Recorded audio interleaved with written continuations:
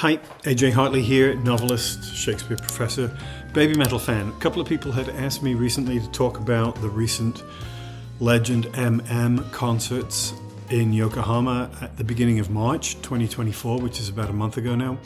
I was not there personally, so I wanted to get in somebody who was.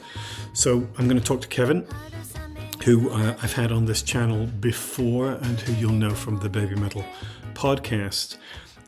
I'm not including footage. There is some film of the show, both bootleg phone footage and an official broadcast that was showed on the Wow Wow footage that was shown in, I think, in movie theaters in Japan, which is really great. But if I show any of that, the video will get shut down for copyright. So this is just going to be a conversation. I realize that's not ideal, but I'm sure you can hunt down, find some of those bits of footage.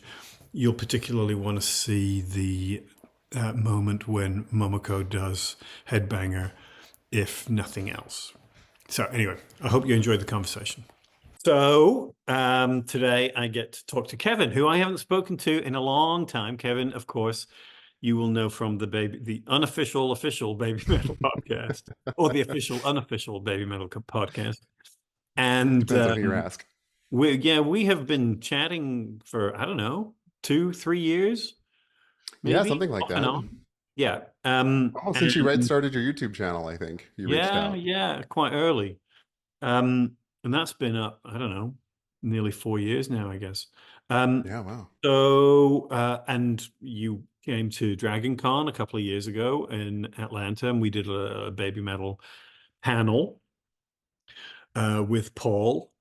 And I've invited you to come on today because you get to talk about Legend MM. Yeah. Is that what we're calling it? Legend MM?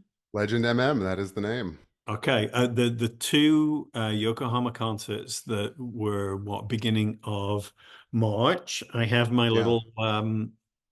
Oh, you got one. I got one, and it's with it nicely written on in the back. Outstanding. This was sent to me by a mutual friend, he of the Flugelhorn. Ah, And, yeah. Along with some commemorative fan art. The right way up? No, that's the right way. So good. Yeah, from Rick, which is very nice. Now I got to ask, did you buy the little remote that lets you turn it on? No, I didn't know that this thing existed. No, I was actually wondering, does it, and it works? Yeah, it's a K102 8E universal air conditioner remote. You can kind of get them on Amazon for $10 or so. Right. And if you put it in cooling mode and change the temperature, it'll make the lights flash. Fantastic. Okay, I'm going to have to get one of those. That's great. Yeah, I think some of the Japanese mates found it and were playing with it. That's how I found it. They've used these kind of things before where they're programmed to light up at they use them in monochrome, right? Yes. So yes, I was watching the Wow Wow video, yes, so it looked like they used them in monochrome. So, this is going to be a fairly open conversation. I know that you have already recorded a segment for the podcast in which you talk in depth about the concerts. So maybe we'll do a slightly more truncated version. People can always get more detail from the podcast and just chat about things that surprised you, things that interested you. Maybe we'll talk a little about the process of the tickets and going. Obviously, I was not there in person. And maybe some of the things that struck you that might indicate future directions, collaborations, I don't know, anything. Sure. So, I mean, you were there for both days. I was. And it's not the first time that you have taken a trip to see Baby Metal at a major concert. It is not, and my credit card reflects that. Yeah, but I take it you enjoyed it. I do, very much so. It was actually a really interesting experience. For those of you that don't know, the concerts took place at Yokohama Arena in Yokohama. That is I think it's the first time they've been back to Yokohama Arena since they did The Sun Also Rises, the show that was a week before Legend M. Mm, mm, The Sun Also Rises is significant for me because that was my first trip to Japan. That was the first time I saw them. So that was the first time going back to Yokohama Arena, mm. um, which I was more reflective and a little more emotional than I expected to be, I think, because I was Uh, like, wow, what a journey this started for me. I kind of did this on a whim. You know, my friends locally here that are baby metal fans pushed me over the edge. You have to come to Legend M. You have to come to Legend M. Just do it. Just buy the plane tickets. We'll help. Just figure it out.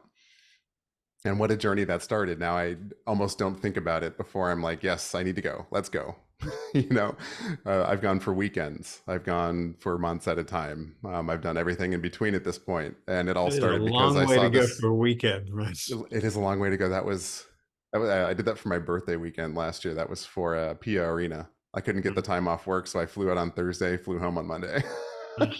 I did it once for the World Cup. I went to see the Oh, sure. England-Brazil quarterfinal in Shizuoka, and I thought I was going to die. It Oh, was brutal. yeah. Yeah. We working Monday afternoon because I was a glutton for Oh my punishment. God. Was not super fun. Yeah, yeah, I'll bet. I'll bet. So um, how did you go about getting the tickets? yeah, so I'm a little unique. The way I got my tickets this time is I actually won the Japanese Chomosh lottery, Super Mosh lottery, and I won the Japanese lottery for the second night as well. I was able to enter those because a good friend of mine who was Japanese was able to, he very graciously offered to help me set up a local SIM card using his address, his identity, um, his phone number, Mm. which was actually a really interesting process. We happened to do it in izakaya one night last year, and they make you take your government issue ID out, take a picture of it, both sides, different angles, and submit it to do it. So it was a process. So I was Yeah. really thankful he was able to do this. But because he did, I have a PIA account, so I can enter the lotteries for Japanese people. Yeah, So I we had to do we went to a music festival in Kanazawa last summer, and we had to go through the whole mess of setting up Japanese phones, and what a train wreck that was. yes, yes. What a headache. And I mean it all worked out and it was great and we had a fantastic time at the show, but yeah, not an easy thing to do. No, absolutely not. So very thankful for him. And I happened to win Chomosh the first night and regular Mosh the second night. I entered the foreigner lotteries just in case somebody went. You know, I always encourage people go. There are always extra tickets floating around because a lot of people do what I did, enter the other lotteries so you have extras in case somebody needs them. So they can go. If you get there, we will get you in the door. Mm, That's kind of been the unofficial mantra of at mm, least those of us that like to travel and go to these shows from overseas. A lot of the Japanese fans do that as well, but of course, not having that connection or the language can be difficult to find those. mm, Didn't win those, which was surprising to only win the Japanese lotteries. mm. That was the first time that had happened. Strange. Um, a little strange, but so normally that's what you would do, right? You would enter the lottery for foreigners, which is now open to the one members, which I think this is the second show they've done that. I want to say the Pia Arena show, they allowed foreigners to enter for the Chomosh, Supermosh lottery, which is a very welcome change. Just to give a little bit of context, that allows you to be closer to the stage. Lower percentage chance to win, but you get a way better seat or pit assignment Mm, because it's not first come first serve. You get a number and an assignment where mm, you go, the Japanese way, of course, to attend the concert. So yeah, that was the process to get the tickets. Of course, very efficient once you get there, at least for me. I do want to mention that for the first time in a long time, they had a separate merchandise ticket to get in. So you queue up to get your merchandise in the morning. You needed your ticket for merchandise to get through the door. I bring this up because those folks that had the foreigner edition of the ticket had to, present their passport at will call, which opened at the same time merchandise started. And there was no signage and no way to know until people started. The first foreigner got to the front door to get merch. That's when they found out they needed to go to will call first to get their ah, special ticket. So there were people sprinting all the way back to try and wait in will call, and then will call, of course, took uncharacteristically a very long time for folks. So that was a major pain mm, point. mm. was the will call there. So plan accordingly, I guess, in the future is the moral of that story. Did you spend the whole day at the venue? I didn't this time. Mm.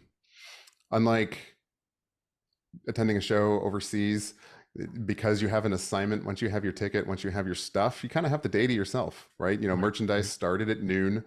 Most people started lining up between 8 and 9 in the morning. Some of the very hardcore who wanted to be first to get their stuff was there earlier than that. Um, but once you're through the line, which goes pretty quickly, you kind of have the rest of the day to yourself. Mm. So once I had my stuff, I had little stickers to give out. So I was walking around and exchanging stickers and omiyage with other artists and fans and Mm. people that had stuff. I did that for a couple hours, went and got lunch, and I like to take it easy a little bit. I like to change. It was still chilly because we were on the tail end of winter. So I was all bundled up and I didn't want to wear my heavy coat and all of that stuff to the show. So I go back to my hotel and kind of rest, hydrate, and kind of get in show mode, as it were. Put the shirt I want to wear on, grab my earplugs, grab my water, put all my wristbands on and things like that, and get in show mode before I head back and start getting ready to get assigned into my block. Nice. So let's talk about the show. Yeah, let's talk I about the don't show. know. I mean, should we talk about the two shows separately or together? Do they have a different Yeah, tonality so to them? they were absolutely different. Mm. The first night was labeled 20 night. The second night was labeled 21st night. So in the past, they've done this before, not specifically with birthdays, but where one night, like Black Night, Clear Night would be the most recent example, where setlets maybe were slightly different and the theme was slightly different. At Pia Arena, Black Night and Clear Night, Black Night was Momo-Metal's kind of last hurrah as an Avenger before officially becoming a member. So the theater around the performance reflected that. And then Clear Night, she rose and they performed, BABYMETAL Death and announced her at the very end of Black Night. And Clear Night was all about celebrating her rebirth as the official third member, etc. So 20 night and 21st night, the Saturday, the 20th, Saturday was the last day she was 20 years old. Her birthday was the next day. She turned 21 on the Sunday of the show, March 3rd. So it was their last chance, and there were several of us speculating kind of what they would do, knowing her birthday. It's like, well, it's Legend M&M. We know this is for Momoko. We know it's for her birthday. We have a precedent set for these 20-year-olds to do Headbanger, with altered lyrics and pass the microphone and let the birthday girl sing and that kind of thing. But what are they going to do on the second night? She's no longer 20 years old. Does that still make sense? Precedent would suggest that, yes, they wouldn't change it because, for Legend M, Moa did it twice. For Legend S, Sue did it twice. Then the only other time before that was I think there were one-off shows in France where they turned 15. That was the time previous where the mics had been handed off for Moa and Yui respectively. So what are they going to do? I don't know. Well, they're calling it 21st night. We'll see what happens, I suppose. So yeah, definitely different both nights. And I think the set list also reflects that as well. I haven't seen a full. I watched the concert, and I know that there were the video of the concert, and I know which songs were missing from that listing. So I've seen the full listing for day one. I've only seen reference to a few songs from day two, so I don't know how different the set list was. Yeah, reasonably different, actually. I would say the set list reflected Metal Galaxy a lot more than I expected. The 20th night, I can run through it real quick. We had BABYMETAL Death, Megitsune, Dada Dance, Shanti Shanti Shanti, Kagero, Maya, BMC, Syncopation, Monochrome, Metali with a Kami Band solo intro, Gimme Chocolate, Doki Doki Morning, The One, and then the encore was the Momo-Metal version of Headbanger and Road of Resistance. Right.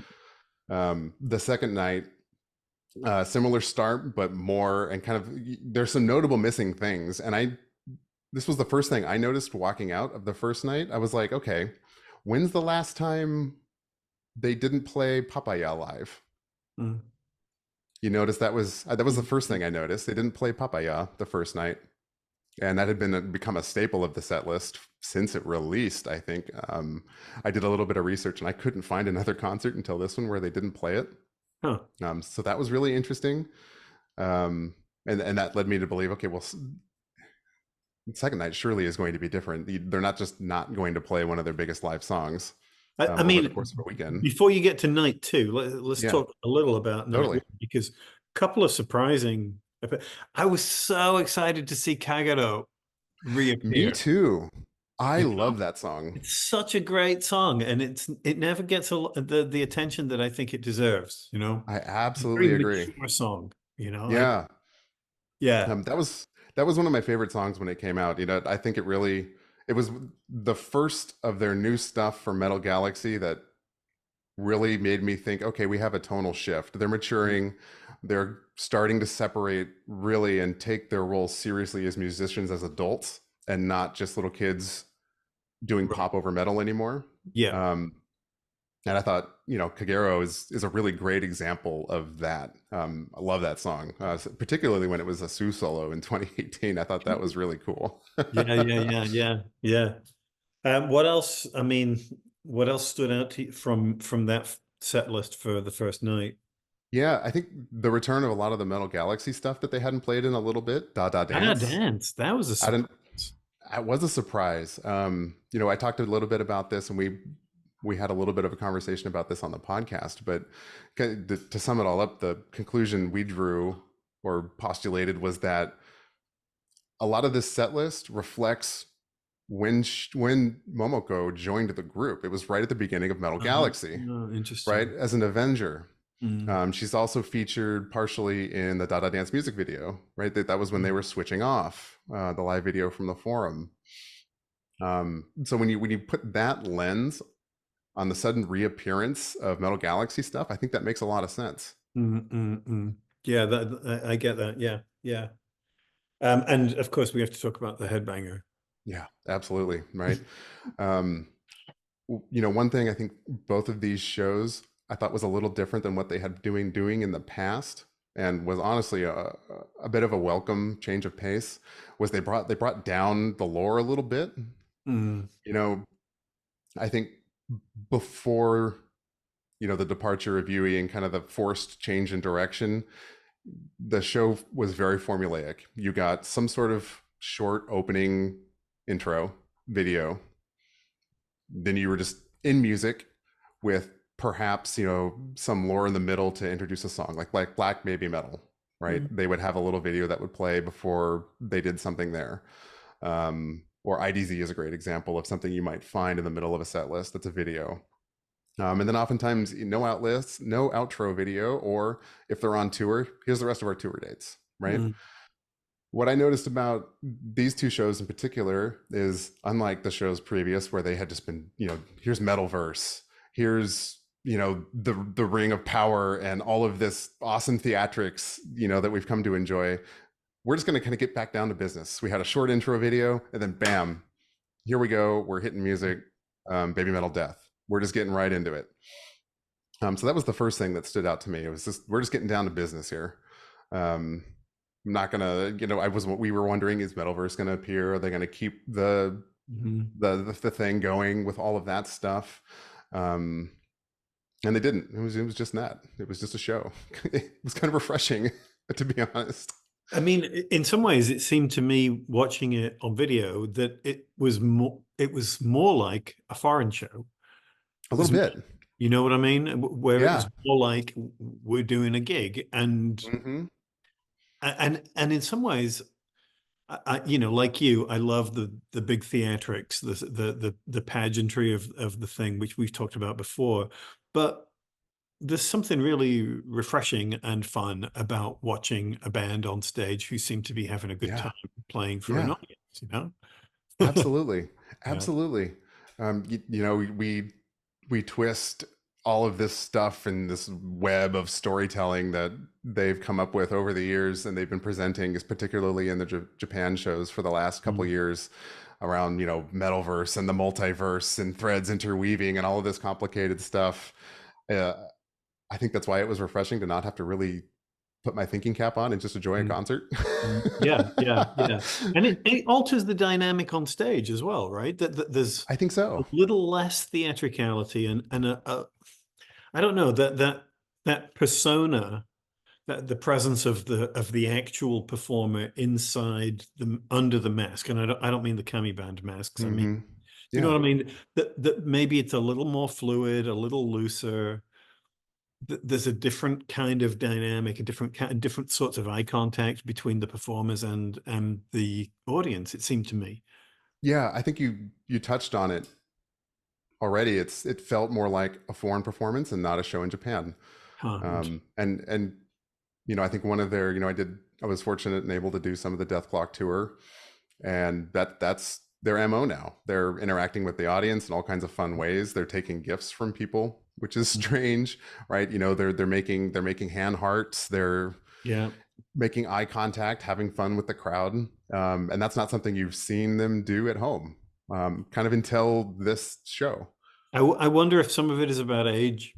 Some of it is Yeah, about being could be, less anxious to maintain a rigid separation between the true self and the performer self. could be. I think, of course, the answer is going to, of course, lie in the middle. But Mm, I, I like to think too that it's almost what you said too. They don't have to hide behind the story in this case, mm. right? They're not necessarily playing the character as they were at, MM, where they were introducing Momo-Metal and things are serious and they're in storytelling mode, right? Yeah. It's like we took a line out of the multiverse and diverged to another reality for a moment where they could just perform and have fun. Yeah. Yeah. Yeah. So let's talk about the headbanger. I cut you Yeah. off before you got to get to it. Yeah, headbanger. Um, Up front, this is my favorite version of the song, hands down. Um, and I say that as a self-proclaimed Momo-Metal fan. Um, Momoko just did it better. For a lot of reasons. But what I want to talk about is the presentation before the song started, really. I remember very vividly talking to my friends around me before the show started in our block on the first night. On the first night, I was right in front of the center stage. So if you haven't seen the Oh, video, yeah. it's a T stage, right? So they had the backstage and then a runway and then a little circle in the middle of the arena. I Mm, was right in front of the circle in the middle of the arena because I right. had the Chomosh ticket. Looking around, as you do, standing around for 45 minutes waiting for a concert to start, a bunch of us noticed a circle above the stage, Oh, yeah. and it Yeah. was labeled and designed in such a way that it looked intentionally designed. It didn't look like just a piece of rigging, or a cover to, I don't know, cover some lighting equipment or something like that. It looked like it had a purpose because it had a very BABYMETAL design on it. Mm, So a bunch of us were postulating, what is that? Is it a big light? Is it, we don't know what this thing is, but it looks intentional. And then the show starts and we all forget about it. And then, of course, we get to the one, which was the false ending, before the encore. Lights come down, we wait, and we wait. And this is an unusually long wait. Usually they're pretty quick getting into their encore set if they're going to do one. mm. And right away because the lights don't come on and there aren't staff saying, hey, get out, you need to leave. So we know an encore is coming, but it did take a very long time. And then, of course, music comes up, orchestra swells, and we started to get a video. I recounted the whole thing on the podcast. If you haven't seen the video, or heard the audio from Wow Wow, I can run through it real quick. It was the moment when another new legend was born among the many existing legends. 20 years ago, a streak of meteors shone in the twilight zone, where the western sky was changing from orange to pink. Eventually, the meteors shifted from west to east and landed on this land where a new Messiah was born. No matter how many hardships she faced, she was like the sun, always shining a bright light. And tonight, just like in the legends in many messiahs, her black hair was splendidly disheveled. and the 100 flower petals that bloomed wildly were destined to disappear forever. The time has come to engrave in our hearts the last bravery of those last 20 nights that will never come back. Mhm. That's Orchestral seriously sounds. meta. Yeah. So I want to pause here before we get into the song and the performance, um, because I think there's a lot to digest here. The first thing that comes to mind is please pay a translator and a localization person. This is something all of the English speaking friends I talked to after the show were commenting on. Mm, The English felt unusually bad. We haven't come to expect perfect English from their English, mm, but this felt like it just got ran through Google Translate and that was the end of it. yeah. Do you get No, that same kind of sense? yeah, there's a sort of clunkiness that, Very clunky. yeah, yeah. Um, I'm but available, by the way, Amuse. that's what's wild to me. Like there are so many people, even in Japan, to do this, Mm, and I would venture a guess inside of Amuse who could just take a look at it and yeah. clean it up a little bit. Right? Mm, This is like a mm, 5-minute lift. Anyways, that's been a complaint of mine for a long time with this group. Like, have a real translator. You employed one for a long time to tour with them. mm. User. Yeah, yeah, yeah. But let's talk about the content of it for a moment. I thought this was like you said, meta and particularly on point. They did a good job, language aside, kind of giving you a backstory of Momoko as a person, Right. which I think is really interesting because there's some things Mm. we know if you know about her and what her history is. She finished Sakura Gakuen. She disappeared for a while. We The have it on flower pretty good. blossom. Flower blossomed. We have a pretty good idea that she went to, I think, New Zealand to study after Sakura Gakuen for high Mm, school, west to east. She came back. She ended up in Korea on this reality show. mm. Didn't make it, right? She changed from orange. Was it? She changed from orange to pink, from west to east, and landed back in Japan, where a new Messiah was born. No matter how many hardships she faced, getting cut from other gigs and not finding permanency, maybe, as a solo artist and that kind of thing. She was always very happy. She was like the sun shining a bright light. I think, even if you don't know her history, just watching her perform on tour, you can tell you can see she's having fun. Mm, mm. Um, she's I don't know, a very thankful, engaging, happy, smiley, bubbly person. Um, the hair thing, I'm not going to try and talk about that. That seemed a little weird to me. But the time has come to engrave her in our hearts, Mm. and recognize her bravery and her kind of hardship and the road she took to get to this moment. I think the hair thing is a tie-in to the lyric of the song, right? That it sets up because the song specifically talks about the black hair, and Ah, yes, you know, great connection. This as a is way why, of yeah, leading into the headbanging thing. Yeah. yeah. That's not a connection I'd previously made. That makes a lot of sense. Okay, I love that. But yeah, and they'll never come back. This was the last night she was going to be 20 years old. What a cool intro video. Like Yeah. you like reflect on the other ones we've had. Legend M had really nothing like this. From what I could recall, the only reference to kind of Momo-Metal's life was they played kind of a summary of her career in BABYMETAL up until that point as the show started. She flew in on that like giant butterfly logo thing. Mm. Um, Metal didn't really get anything like that. It was also kind of a recap of her career. And they chose to tell a story here, which I thought was really touching and really cool. I Mm. really appreciated that. And it sets up that very sort of individualistic take on the song that she then got to give us, right? Yeah, absolutely. So yeah, let's talk about the performance. I had a great view of this. Like I said, I was right in front of that middle stage, and I got a pretty good number. So I was second row, and I'm 6'2" American, so of course I can see over the two people in front of me. very well, being not Japanese. Yeah, so I had a great view of this. So the video ends, the lore ends, and recalling back to that thing we were, hypothesizing about at the beginning, lo and behold, here comes Momoko descending from the rafters in this elevator, right? As all of those bands you show are starting to light up. Um, what an incredible moment that was. And I can't imagine putting myself in her shoes. The lore talked about, her bravery and the hardship she's faced to get to this point. What a moment as a performer. Like, you didn't make it as a solo artist. You got cut from the K-drama thing that might have been your big break. You end up being a nameless dancer without a microphone for a reasonably sized Japanese metal band that was touring the world, where the fans weren't supposed to know who you were. You were just a faceless dancer.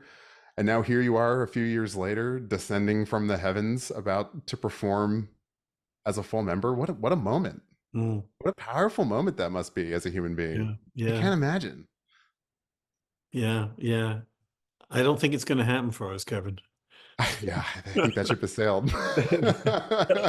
The days in which we might have had the opportunity to descend on a massive elevator and thousands of people have passed us by. Though I have it on good authority, you know some people who could make that happen. It's true, yeah. Both front and backstage. Yeah. Yeah. And then she sings. And then she sings. Yeah. So the song starts as it usually does with Su-metal.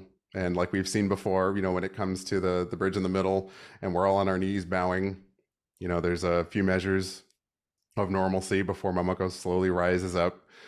Sue and Momoko make eye contact, and Sue kind of gives that "you can do it" with her eyes and her face, and you can see it in the wow wow a little bit. Yeah. And hands off the microphone, right? And now Momoko has taken her place in the center, holding up the microphone with notably one arm for a very long time, whereas the choreography calls for two. And I like to think I'm pretty strong. I don't know if I could hold that in that moment for that long with one arm. So props. Good job. Yeah. I don't know that I could do that. That was impressive. So yeah, we're all headbanging. Of course, we're all going insane. Everybody's cheering as loud as they can. And I do want to call out again, just like at the Pia Arena show, that the support this girl gets from the fan base is so heartwarming. When she announced herself in BABYMETAL Death for the first time, that was the loudest I'd ever heard a BABYMETAL crowd, kind of until Legend MM, when she got the microphone. And it never ceases, to kind of just make you feel that warm, fuzzy feeling inside of happiness, right? Particularly, I think with the context of the lore and all the things we've already talked about, it's, what a moment. She starts the song and she growls the scream. She growls the scream. How cool is that? Yeah. I was floored. I didn't know how to react. My jaw was on the ground. And then not only that, she chooses to sing the verse staccato, which is short and punctuated, versus the way we've been hearing it for almost 18 years at this point. Oh my God, is it that long? It feels like it. Well, Headbanger was what, 2013? Wow. 12 years. Yeah, the contrast between the growling and then her very cute staccato interpretation of the verse tickled a nerve that the debut, the self-titled BABYMETAL album, tickled, with that contrast of a very metal sound and a very not metal sound. Yeah.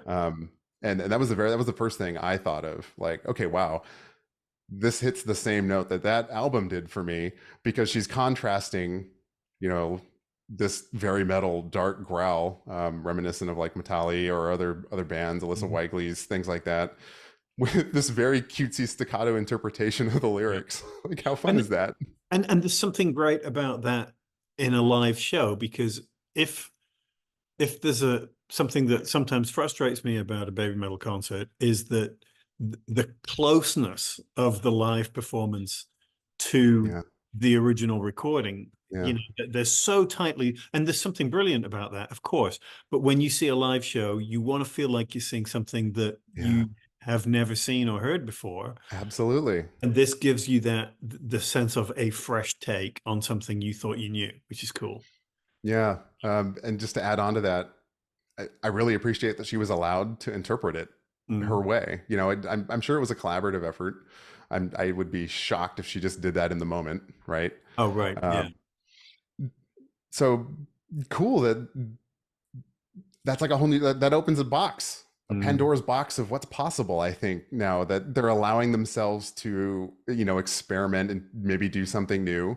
Yeah. It also makes you think, okay, we know she has this particular skill set. Her growls are good and consistent. She did it in Metali a little bit, right? Mhm. Live, the Are You Ready? She Yep. growls that. They have a performer, a member with this skill set. What does that mean going forward for the group? Is Uh, this uh, something we might hear more of in and a further and album? and you are confident that it was a live vocal. I, I'm just I asking. mean, yeah, I don't know. You never know, right? No. Like Yeah. the Metali bridge after her solo is obviously pre-recorded, Mm. um, but regardless of whether it was performed live or not, she had to record it, Yeah. right? Yeah. And then this is the second time we've heard her perform like this, whether it was live or not. So it clearly is a skill that she has or is developing. So will we hear more of that sound from them in the future? You know, Mm. which is I think an interesting conversation because it's a pretty clear departure from their kind of established Right. style to start growling. And I think I we'll personally, I like it as a sort of punctuation yeah, point I agree. rather than as something which is going to dominate entire songs. Yeah, I agree It's completely. not my thing, but you know. Yeah, not my thing either. But it's fun to think about. It's fun to Yeah. think about the future, knowing that they have this skill set now, which Mm. is something Mm. they didn't really have before. At least we don't think we had Right. before, right? And it also makes you kind of think too, because she was allowed to do this. Well, darn, why didn't Moa get to do this? Why didn't Sue get to kind of play with it, right? I want to hear their version of it now, Right. in addition, Yeah. or their version of other songs. I think that would be really interesting. Yeah. Well, I mean, you know, obviously, I don't want to get too far ahead because we haven't talked about day two, though. Yeah. I don't want to go too long. But I was, you know, recently we just had the Fox Day came and went without Mm-hmm. an announcement of any kind, Mm-hmm. and I had wondered if we were going to be getting news of a new album or something where we might be speculating about what comes next, given that we've now solidified this new lineup and we're Mm-hmm. exploring and experimenting and what might come next. But I guess we're not going to know. I guess not. Mm. The only thing I think we can infer from Fox Day is that Fox Fest will be the last time they play in Japan. I think that was that explicitly said? I'm not sure. It was definitely implied or inferred. And when is Fox Fest? Fox Fest is the end of May, May Right, 24th and 25th, whatever that last weekend is in May. right. Um, So what about day two? You want to talk a yeah. little about, and this, I don't have a full set list for this. I know that they played Java, Mhm. Metato, and Arcadia. Yeah. So we had a Baby Metal Death, Distortion, Papaya, Elevator Girl. Really, I didn't know that. Really? Yeah, that was the biggest surprise of day two. In Um, Japanese. in Japanese. Yep. Mm, Which was actually didn't realize I would miss that song. I kind of missed that song. mm, mm. That was the first time I'd heard it. It's not part of my like routine of listening. Yeah. I don't know when the last time I had heard it was, and yeah, bring that back. That's fun. Mm, That's a great mm. song live. In Um, Japanese. in Japan, yeah. Please don't do the English version, please. It just doesn't work. No, I'm afraid not. um, then we had the Kami Band solo with Yava, like you mentioned. Into Believing, Brand Okay. New Day, Oh yeah. Starlight, Karate, Metali, Gimme Chocolate, Doki Doki Morning, The One, which led us into the encore and another surprise. Before we get into the surprise, though, if you want, let's talk about the set list a little bit, because again, it's very Metal Galaxy centric, Yeah, right? yeah. I mentioned where was Papaya? Well, it turns out here it is, night two. What an exhausting start, by the way. Baby Metal Death, Distortion, Papaya. I was Mhm. not Chomosh, so I was not really watching because I was 40 miles away at another prefecture watching this. So I was moshing, and that's an exhausting way to start a show. That's a lot of running, back to Mhm. back, a lot of running and jumping. Um, see what else? What else is worth my Starlight is always great. Brand New Day, that's fun. Love song. I love that song. Um, speaking of Fox Fest, are they Right. warming that up because Polyphia is going to be there? Wouldn't that be a Yeah. great collaboration? It would. Yeah, it would. Yeah. Speaking of new music, this isn't the first time Electric Callboy has kind of intertwined with the Baby Metal verse, right? Mhm. We knew they attended one of their shows, I think in New York. There were some photos of them, having fun and headbanging above the stage watching Electric Callboy. So Yeah. the things are in the work with them, whether that was just coming to their festival or not. Time will tell, but maybe there's a collab coming for a new song with them. Well, Metali was this was the first time I'd seen Metali this weekend in Japan. Oh man, does that song hit different in the native country? I'll bet. it was I'll bet. it was fun on the Baby Clock tour. It's a whole different level. That is a popular song, and it gets the crowd going. The same or even more maybe than Papaya might. So that was Mhm. really fun. And then of course we get to the encore, and I mentioned earlier. Okay, she's 21 now. The language doesn't really work to change the lyrics for Headbanger for 21. What are they going to do? In fact, I had a bet with a friend that they would do something different, which I won, and he still owes me a drink on that. Um, so the one ends. We have another really long break before the encore starts. Of course, now we know it's because she has to get from the stage Mhm. all the way up into the rafters and then all the way back into the middle of the arena to get in her elevator. Um, and we get a different lore video this time. It's a little bit shorter, and because we don't have the wow wow from this was just a transcript of me trying to figure it out over the various audio and video bootlegs that were kind of out there. Mhm. And I'll run through it. A long, long time ago, on March 3rd, the Metal Village is bustling for Hinamatsuri, the girls' festival. Mhm. There was a huge peach that stood out among the cute, and then we Uh, kind of lost it, decorations. Dokoi Sho, Dokoi Sho. mhm. When boys and girls of Metal Village worked together to lift a huge peach, a big metal baby was born from inside. And then I miss a little bit that goes on a journey to exterminate demons with two metal heroes, Elevator and Swell, and things like Right. So it's that. a Momo-Metal thing. Yeah, the Momotaro thing. Yeah. So yeah, they play Metataro. That's something that hasn't been around for a little bit. Not only do they play it, she starts the whole song. Really? The whole first chunk is hers. So if you recall the album version and like the Tokyo Dome version, that was a Moa Yua duet Hmm. until Sue came in. What is it? Maybe 30 seconds or so into the song, she sang that whole part by herself in the middle. Wow. That was a Momoko solo, and she did a really good job, and it was really quite impactful. And what I want to mention too is those wristbands, bright pink. The whole arena Oh, was yeah. bright pink.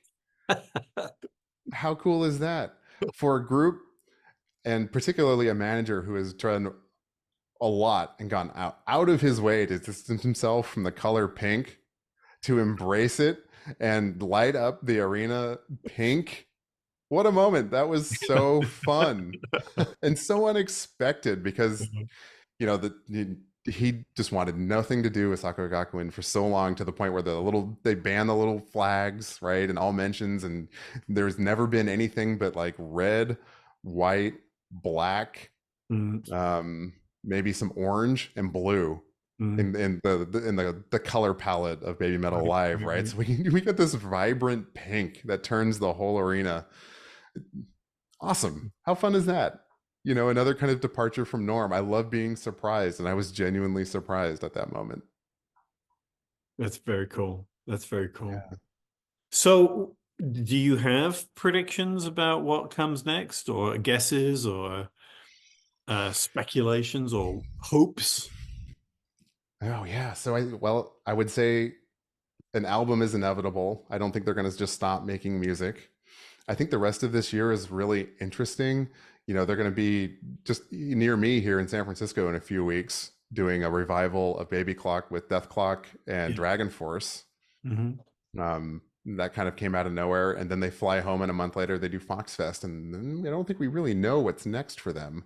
Mm-hmm. I think they have festivals in Europe planned for later in the summer, if I recall correctly, but no tentpole event to kind of plan around, which is really interesting.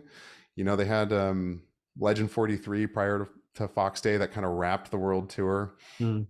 And nothing really happened. They didn't really use that opportunity to either further their own plot or make a big announcement of, hey, we're going to do Tokyo Dome again in December or something crazy like that. It just kind of fizzled by, and then Fox Day kind of just fizzled by. So it's hard to speculate, with less information than we usually do with this group, other than they have some plans for the end of the year. We can talk about Electric Callboy some more. They're showing up a lot. Perhaps there's a collaboration there. And there've been some speculation in interviews recently. They've been talking about bands they'd like to collaborate with. Yeah. Some surprising. Momoko referenced Atarashi Gakko. Yeah. Which what a great collaboration that would be. Yeah, that would blow my mind. I would go out of my way to see that live. That would be very cool. Yeah. Excellent. But you got to wonder, Metal Galaxy was the collaboration album. The other one was the Let's Be Serious album, the in-between album, as they kind of loosely refer to it as. So what's next? Are we going to get some growling? Are we going to get some more collaboration a la Metal Galaxy? I think the biggest thing we can speculate on, and I don't even know if it's speculation at this point, but they're going to Summer Sonic in Bangkok. And who else is on that bill as special guests? Right, so I think Leave It All Behind is 100% going to be played live. And Body Slam, Okay. Body Slam and Baby-Metal are listed as special guests of F-Hero at Summer Sonic in Bangkok. So that would be fun. That's going to happen. I'd be pretty great. shocked if they don't play that live. So we have that to look forward to. Great song live. Absolutely. After the home run they hit with Kingslayer and Bring Me the Horizon. This is going to be even more fun, I think, than that potentially. It'll be interesting to see, because we don't really have anything until 2025, unless they just out of the blue surprise us with some sort of announcement for music or more concerts or things like that. It's interesting to think that after Fox Fest, that's going to be how they wrap their 2024 in their home country. But that's what we have. Well, it's always good. There's I'm sure there's lots of great stuff to come, and it's such a pleasure to catch up again with you. It's been, as you said, a while since we've spoken. I don't know if we will be able to get together in person at some point. Maybe I can talk Dragon Con into doing another Baby Metal panel or something. Yeah, if you do that, I will make it a point to get out there this time again. That would be fun. That would be great, actually. Yeah, but I will definitely be there. So I'll see what I can organize. Yeah, sounds all good. right. So thank you again so much for taking time to recount your experiences and insights. As ever, it's always great to talk. And if you're seeing Kevin for the first time and you don't know who he is, check out the Baby Metal podcast, where you get to hear lots more of this kind of thing, going back several years at this point. Yeah, hard to think that that's been several years at this point. Yeah. Once you're in the foxhole, it's hard to get out. Absolutely. We need to have you back on. That's what we need to do. That would be fun. Yeah. All right. Cheers, Kevin. Thank you. Really appreciate it. Thank you. And that's it. As ever, please like, comment, subscribe, check out my books, check out my Patreon page. Thank you to my patrons and my merchandise. And I will talk to you soon. Thanks. Bye.